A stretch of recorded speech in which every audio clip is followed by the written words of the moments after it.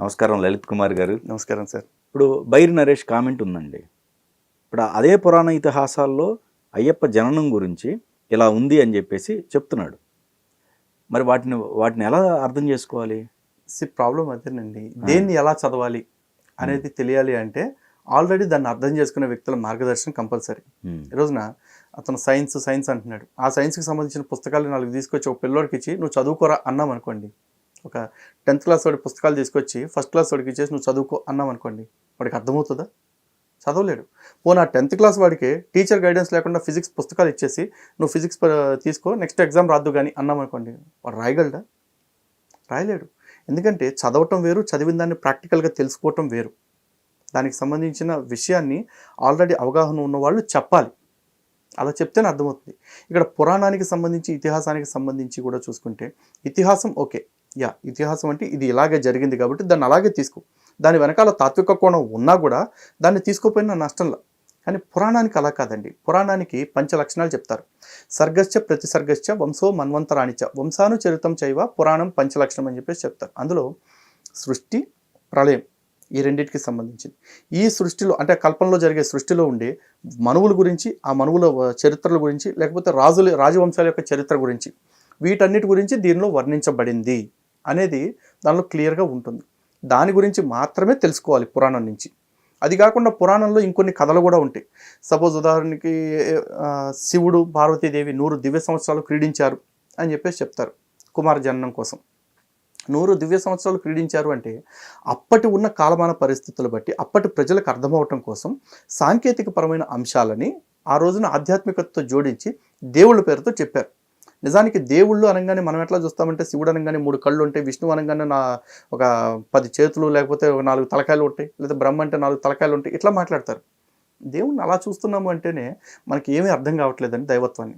నిజానికి దేవుడు అంటే ఒక శక్తి. సైంటిఫిక్గా చూసుకుంటే ఇలా మాట చెప్తారు, energy can neither be created not be destroyed rather it changes its form అని చెప్పేసి చెప్తారు. అంటే శక్తిని ఒకడు సృష్టించలేదు, ఒకడు నాశనము చేయలేదు. ఒకనాడు పుట్టింది కదా, ఒకనాటికి నాశనం అయ్యేది కాదు, కానీ అది తన రూపాన్ని మార్చుకుంటుంది అని చెప్పేసి అన్నారు. ఆ శక్తినే భగవంతుడు అనే పేరుతో వర్ణించారు.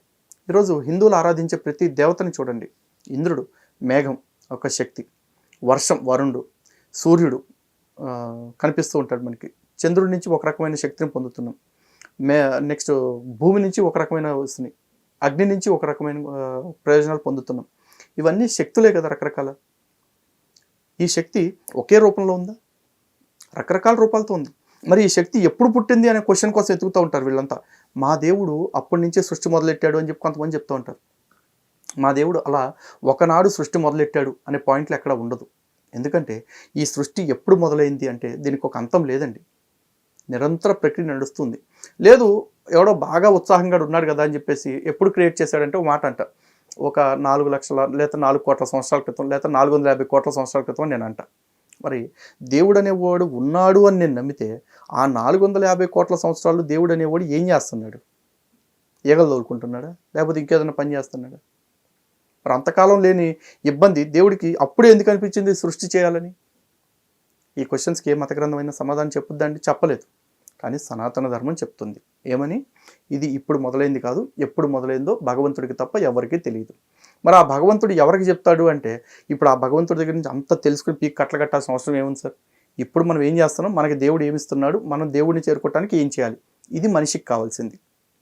అది తెలుసుకోమని చెప్తుంది సనాతన ధర్మం. ఓకే, అనవసరమైన విషయాల జోలికి వెళ్ళేసి మనకి తెలుసుకోలేనిది, తెలుసుకోవటానికి అవసరం లేని విషయాల మీద టైం వేస్ట్ చేసుకోవాల్సిన అవసరం లేదని సనాతన ధర్మం చెప్తుంది. ఒక గ్రంథానికి సంబంధించి ప్రక్షిప్తాల పేరుతో అనువదించడం వల్ల జరుగుతున్న కన్ఫ్యూజన్ వచ్చింది. మరి దాన్ని అడ్డుకోవచ్చు కదా. మరి వాటన్నిటినీ వాటిని మీరు ఏదో ఒకటి చర్య తీసుకొని వాటన్నిటినీ లేకుండా రూపుమాపితే అవును అసలు ఆన్సర్ అప్పుడు ఇంకా ఇలాంటి కన్ఫ్యూజన్ ఉండదుగా. అది జరుగుతుందండి, ఆ ప్రయత్నం కూడా జరుగుతుంది, కొందరు చేస్తూ ఉన్నారు. ప్రక్షిప్తాలు అంటే ఉదాహరణకి ఎట్లా ఉంటుందంటే చిన్న చిన్న వాటి కాడే చాలా పెద్ద పెద్ద పొరపాట్లు జరుగుతుంటాయండి. రామాయణంలో ట్రాక్ మారటానికి అది చాలు. నిజంగా ఈ వక్రీకరణలు ఈ రోజు ఇట్లాంటి మత మార్పిడి గ్యాంగులకి బాగా బలం అయిపోతాం. ఎగ్జాక్ట్లీ. ఉదాహరణకి ఒక రామాయణ అనువాదం ఉంది. రామాయణ అనువాదంలో సీతామాదాయ హస్తేన మధు మైరేయకం శుచి అని చెప్పేసి చెప్పారు. క్లియర్గా ఉంది, మధు మైరేయకం అని చెప్పేసి. మధు అంటే తీయనైనది, మైరేయకం అంటే చెరుకు రసం. ఇది క్లియర్గా ఉంది. కానీ దాన్ని మధువు అనేది వచ్చేపటికి తేనె లేకపోతే తీయనైన పదార్థం అని రాశారు ప్రతి పదార్థంలో. భావంలోకి వచ్చేపటికి మద్యం అని రాశారు. ఓకే. అంటే రాముల వారు సీతమ్మ కూర్చుని మద్యం తాగుతున్నారు అన్న కోణంలోకి వచ్చింది. ఎంత పొరపాటు మీనింగ్ వెళ్ళిపోయింది అది అక్కడ. అవును. జరిగింది ఏంటి, ఇద్దరు కూర్చుని తీయనైన మధుర పదార్థాలని ఆస్వాదిస్తున్నారు. అలాగే ఉంది.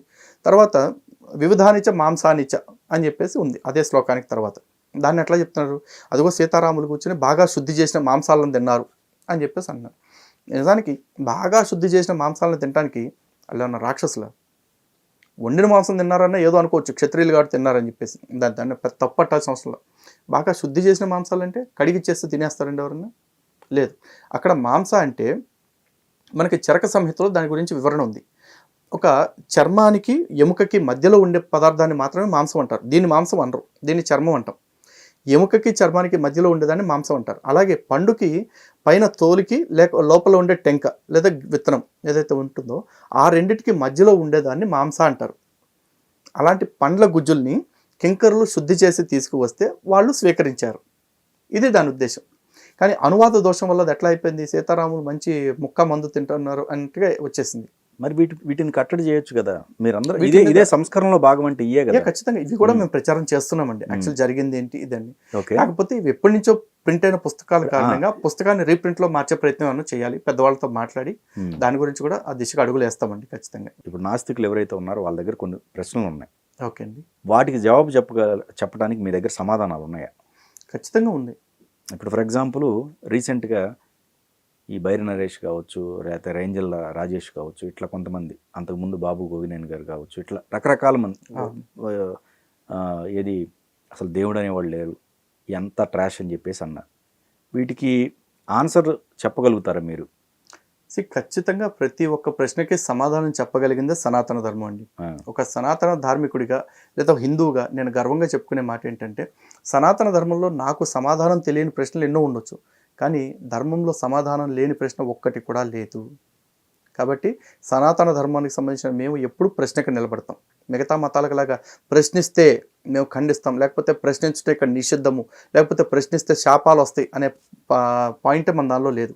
ఇన్ఫ్యాక్ట్ సనాతన ధర్మంలో ఒక ఉపనిషత్తే ఉంది, ప్రశ్నోపనిషత్తు అని చెప్పేసి. అచ్చగా ప్రశ్నల మీదే సాగుతుంది అది. కాబట్టి ప్రశ్నకు మేము ఎప్పుడు వెనకాడము.